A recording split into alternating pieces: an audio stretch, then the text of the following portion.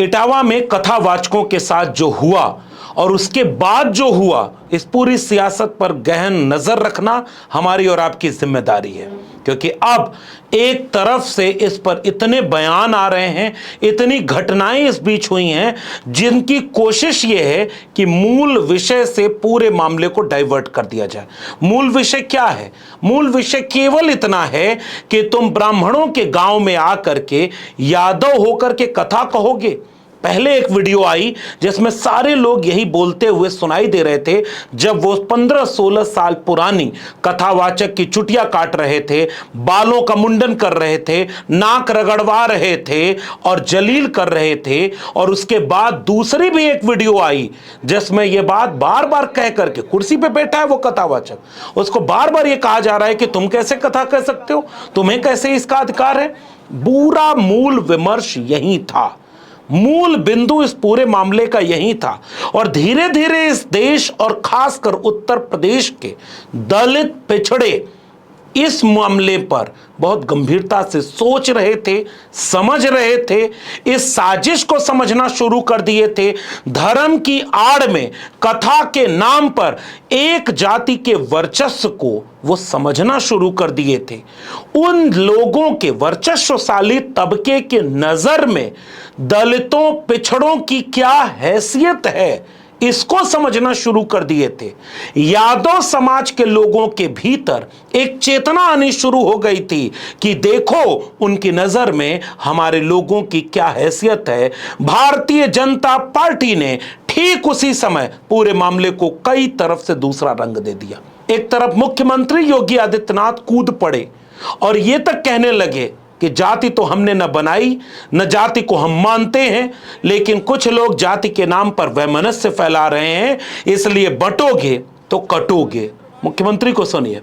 अब ये लोग जाति के नाम पर बांटने का काम कर रहे हैं, जगह जगह जाकर के, जगह जगह जा रहे हैं।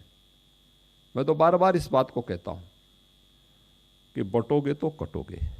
मुख्यमंत्री इस बात का जवाब कब देंगे कि यहां बांटा किसने? मुख्यमंत्री क्यों इसका जवाब नहीं दे रहे कि ब्राह्मणों ने क्यों एक यादव को कथा कहने से इस तरह जलील किया? यादव है या हरिजन है, लेकिन ब्राह्मण तो नहीं है। ब्राह्मण होते मुख्यमंत्री को बताना चाहिए कि अगर उस व्यक्ति ने अपनी जाति छिपाई तो क्या आप उसको उसकी जाति के नाम पर जलील करेंगे, अपमानित करेंगे? क्या वाकई आपकी पुलिस ये जांच करके बताएगी कि जाति छिपाना इतना बड़ा अपराध है जिसकी सजा उस व्यक्ति की जाति की गाली देकर के दी जाएगी, कानून को हाथ में लेकर के किया जाएगा? इस मामले पर जब डिप्टी सीएम ब्रजेश पाठक से पूछा गया तो वो जलेबी बनाते नजर आए। जलेबी बनाने वाले ब्रजेश पाठक एक बार भी अपने टीवी इंटरव्यू में ये नहीं बोल पाए कि हर जाति का व्यक्ति अगर वो योग्य है, अगर वो पात्र है, अगर वो सक्षम है, अगर वो जानकार है, कथा कह सकता है।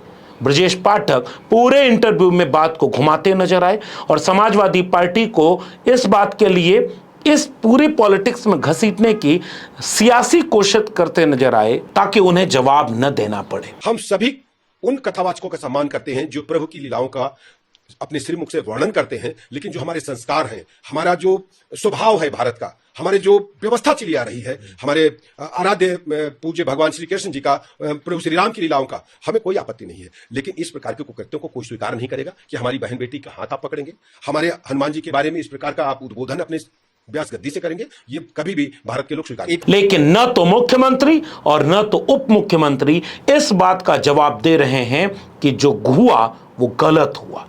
उस व्यक्ति के जाति को देख करके आप कैसे अपमानित कर सकते हैं? और जितना अपमान हुआ है, नाक रगड़वाना, चोटियां काट देना, मुंडन कर देना, गालियां देना, कपड़े फाड़ देना और उसके बाद एक ऐसा कृत्य जिसको तो बोलने में भी शर्म आती है, जिसका पेशाब से जुड़ा हुआ वाकया है। और वापस उनकी पुलिस, बीजेपी की सरकार उन्हीं लोगों पर मुकदमा, उन्हीं लोगों पर कार्रवाई जो पीड़ित थे। उसके बाद बीजेपी ने क्या किया?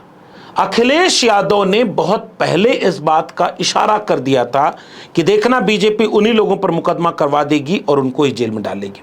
अखिलेश यादव की बात सही होती दिख रही है, लेकिन उसी बीच अखिलेश यादव ने एक और इशारा किया कि देखना बीजेपी इस मामले को असली मुद्दे से भटका देगी और फिर कुछ अहिर रेजिमेंट की मांग करने वाले कुछ ऐसे नौजवान यादवों को इस तरह से उकसाया गया और कुछ चेहरों को बीजेपी ने बैक डोर से ऐसा लगता है कि तैयार किया, जो इटावा चलो 26 जून इटावा चलो टाइप का पोस्टर जारी करके वहां पहुंचने लगे।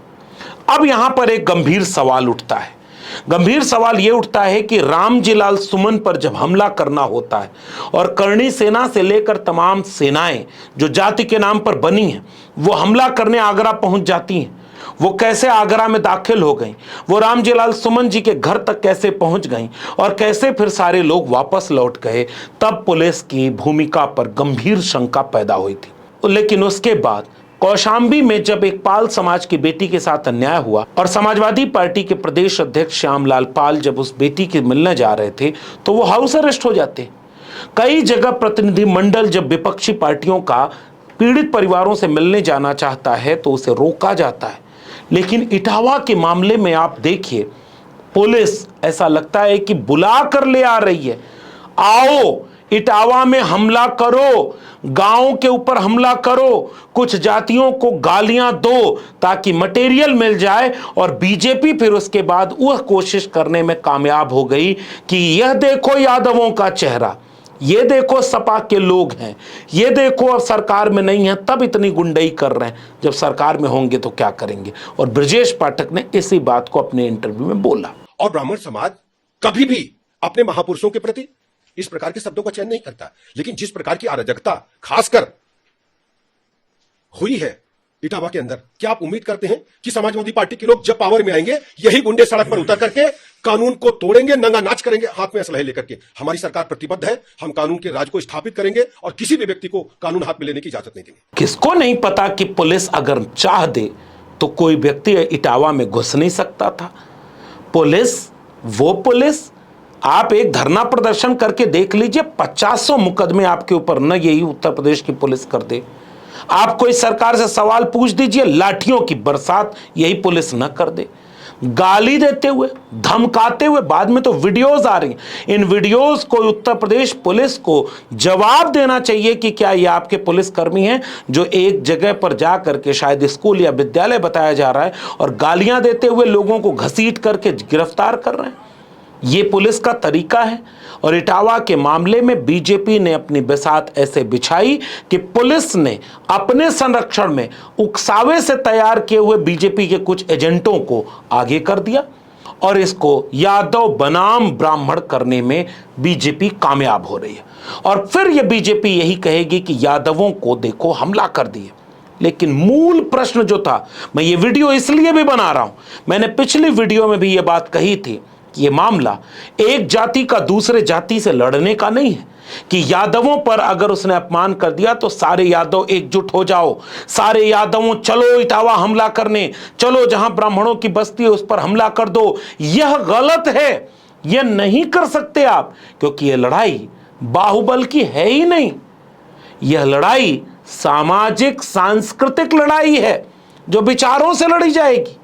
अगर किसी जाति ने पूरी जाति व्यवस्था बनाई, धर्म के लिबास में उस पर पेश कर दिया और धर्म की आड़ में अपने जातिवादी वर्चस्व को बरकरार रखने के लिए पहले किताबें लिखवाई, मनुस्मृतियां लिखवाई, उसमें आपकी जातियों को गालियां दी, आपको अपमानित किया, खुद को श्रेष्ठ बताया। उन किताबों में फिर यह लिखा कि कथा कहने का अधिकार तो केवल हमें है।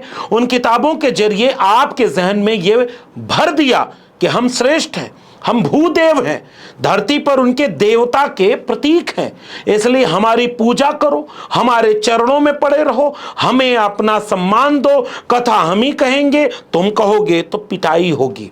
ये एक सामाजिक और सांस्कृतिक लड़ाई है।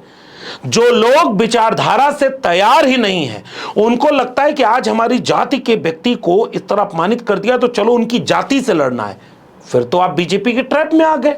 बीजेपी यही चाहती है, बीजेपी यही चाहती है कि यह सामाजिक और सांस्कृतिक प्रश्न न बन पाए, यह मूल प्रश्न न बन पाए कि पूरा बहुजन समाज, 90% बहुजन समाज इन कथावाचकों के जाल में, बाजार में, धोखे में कैसे फंस गया है। इन कथावाचकों में यह बात अखिलेश यादव ने अपने बयान में भी कही कि भाई ये जो लाखों लाख रुपए, और कुछ का तो पता ये चल रहा है कि कई करोड़ रुपए कथा कहने के नाम पर लेते हैं, सारे वही एक ही तबके के, वर्चस्वशाली तबके के लोग हैं। कई कथावाचक हैं जो 50 लाख रुपए लेते हैं। कोई किसी की हैसियत है कि धीरेन्द्र शास्त्री को बुला ले अपने घर कथा के लिए? कोई अंडर टेबल लेगा वो बाबा पैसे? आप पता करवा लीजिए, अंडर टेबल नहीं लेते हैं वो धीरेन्द्र शास्त्री। क्या कथा बाजने की पता नहीं कितनी कीमत होगी उनकी, फ्री थोड़े नहीं। उनको यह लगता है कि ये हमारी दुकान है, ये हमारा धंधा है, इसमें कोई और कैसे आ सकता है। असली लड़ाई यहां थी। इसीलिए आज यादव कथावाचक पर हमला हुआ, कल किसी देविका पटेल पर भी हमला हुआ था कि पटेल होकर के तुम कथा कैसे कह सकती हो। मुख्य प्रश्न यह था, तुम यादव होकर के कथा कैसे कह सकते हो। इसीलिए मूल प्रश्न यहां था कि तुमने जाति क्यों छिपाई, और तुम ब्राह्मणों के गांव में आकर के यादव होकर के कथा कहोगे। मूल प्रश्न पकड़िएगा। और यही मूल प्रश्न देविका पटेल के मामले में भी जबलपुर से लेकर छत्तीसगढ़ तक साफ दिखाई दे रहा था।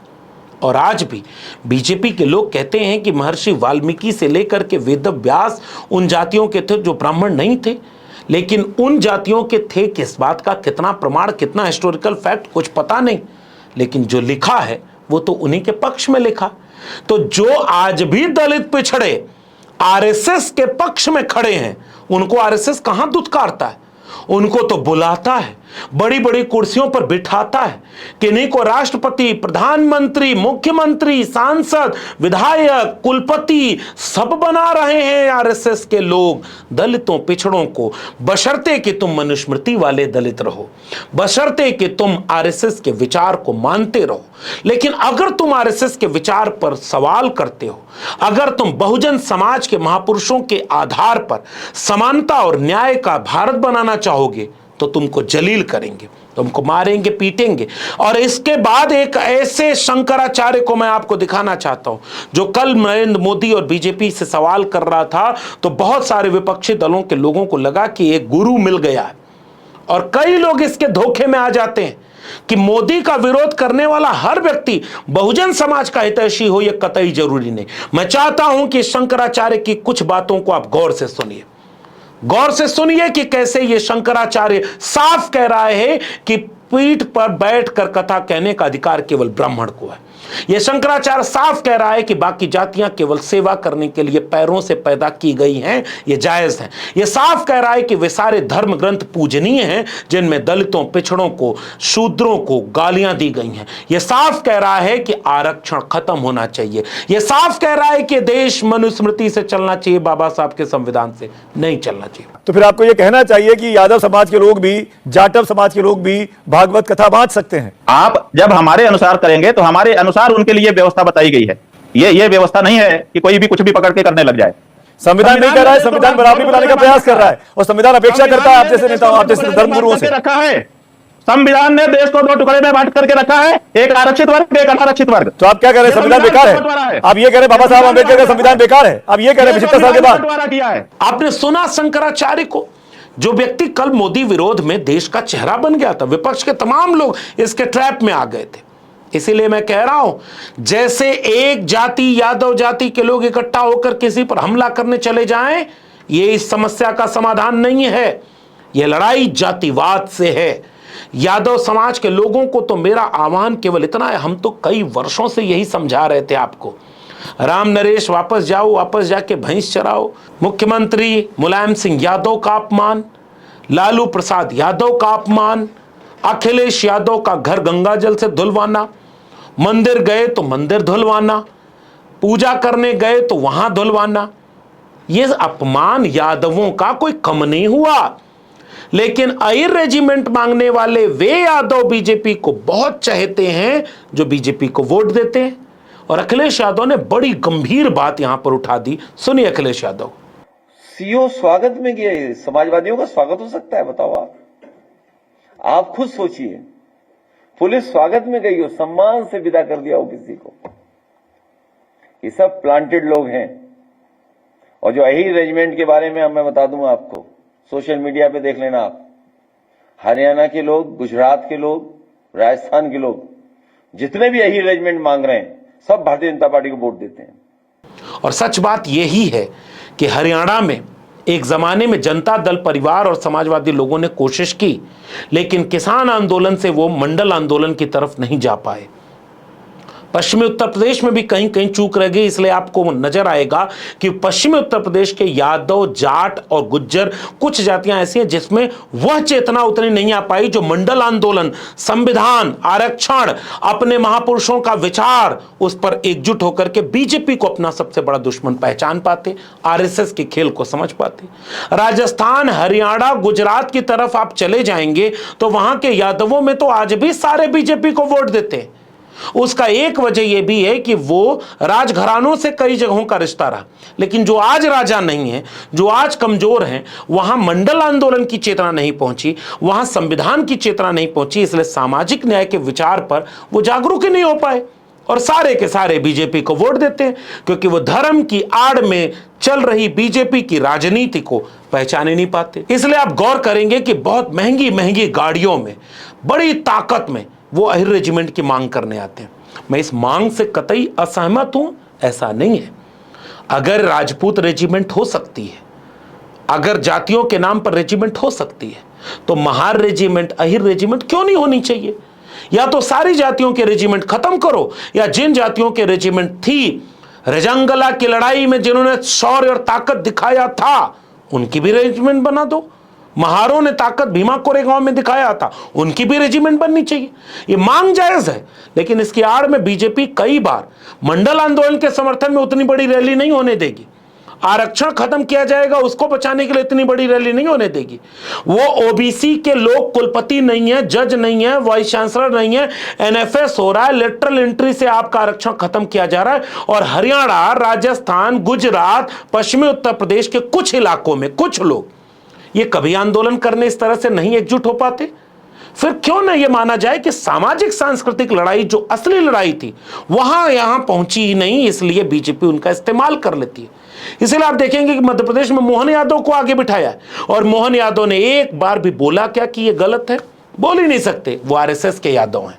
जो आरएसएस के ट्रैप में चला गया, वो चाहे दलित हो, रामनाथ कोविंद बन जाएगा। आरएसएस के ट्रैप में आप चले गए तो आप द्रौपदी मुर्मू बन जाएंगे, जो महामहिम होने के बावजूद आप मणिपुर पर नहीं बोल पाएंगे। आदिवासी के मुंह पर पेशाब करेगा कोई और आप नहीं बोल पाएंगे। आप रामनाथ कोविंद बन जाएंगे।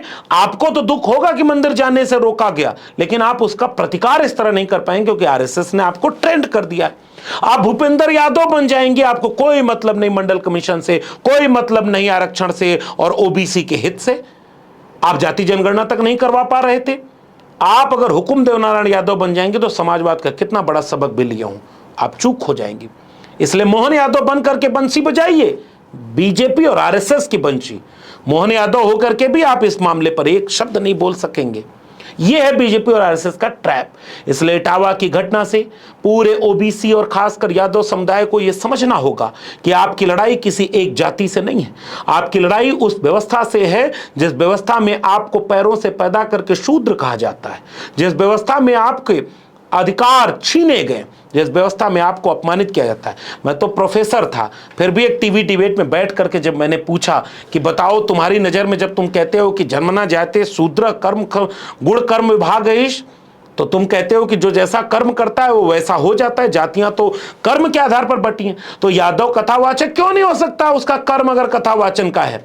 ये मस्खरे आज कथावाचक बने हैं, रील बनवा के वायरल करते हैं, चुटकुले सुनाते हैं, तफरी करते हैं। एक से एक नमूने और जमूरे कथावाचक हो सकते हैं क्योंकि उनकी जाति वर्चस्वशाली तबके की है, लेकिन ये लोग क्यों नहीं कथावाचक हो सकते? इस बात को ओबीसी को समझना होगा।